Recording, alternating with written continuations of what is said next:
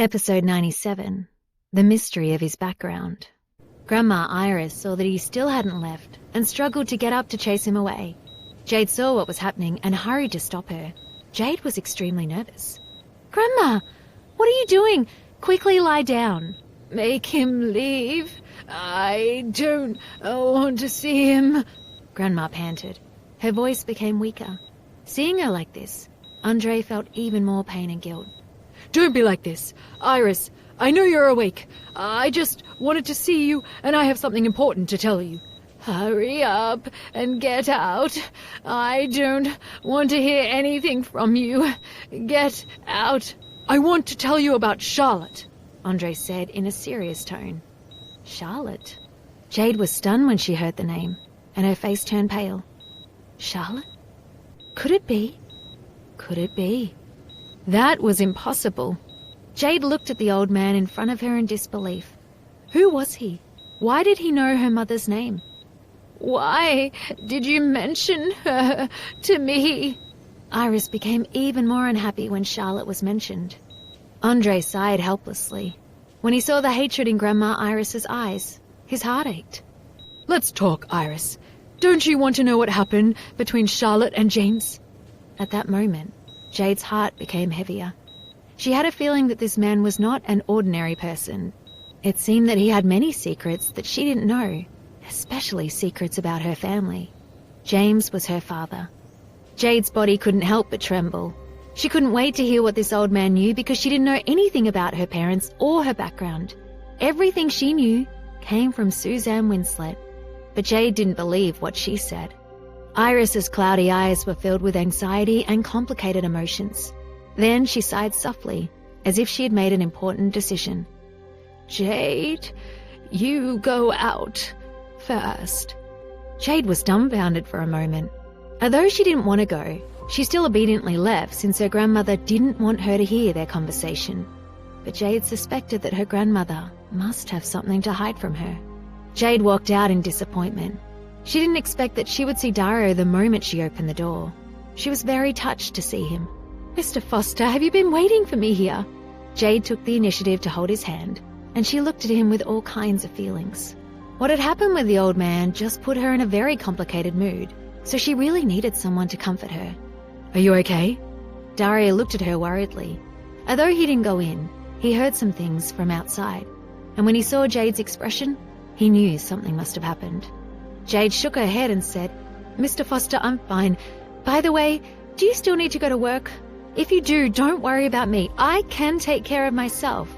"Little idiot, you're so stupid. How can I trust you when you're by yourself?" Dario frowned slightly, although he knew she was safe in the hospital. But he didn't want her out of his sight.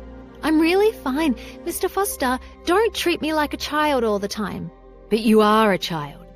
Dario helped her tidy up her hair at the corner of her forehead. She didn't expect Sheila to suddenly walk out at that moment. She just happened to walk out right when Dario was fixing Jade's hair.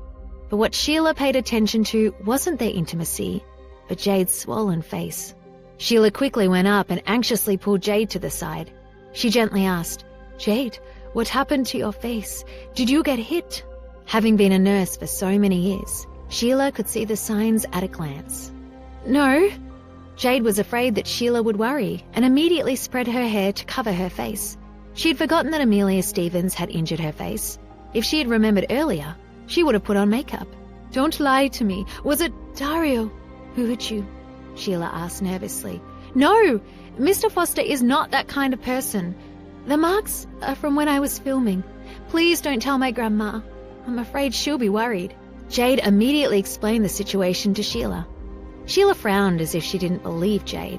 She even looked Dario up and down carefully to try to tell if he had done it. She had seen many people in the hospital who looked very elegant, but were actually very shameless. After hearing Jade's explanation, she didn't know what to say. She said doubtfully, "Aren't marks from filming all fake? Why did that person really hit you?" "It's for better effect, of course. Don't worry, Sheila. You can go back to work." "Okay." After Sheila left, Jade realized that Dario's expression didn't seem right. She thought he heard their conversation. She went forward and carefully said, Mr. Foster, don't misunderstand. Sheila also cares about me. You are so good to me. You would never hit me." After speaking, she even took the initiative to bury her face in his embrace. She was also worried that she would be shy if someone saw her, so she didn't stay for long. Dario touched her nose, and a faint smile appeared on his face. "I know all the people who are good to you as well as those who are bad to you." Dario was very vague, but he also clearly expressed his feelings. Otherwise, he wouldn't have given Sheila twice her salary for simply taking care of Iris. "Mr. Foster, Grandma finally woke up. I want to stay at the hospital, but you can go to work now." Jade seemed a little absent-minded as she spoke. She was still thinking about the conversation between her grandmother and the strange old man. She was really concerned because of the person they were talking about. It seemed that what they were talking about had something to do with her background. "Then I'll come to pick you up when I get off work," Dario said gently as he rubbed her head.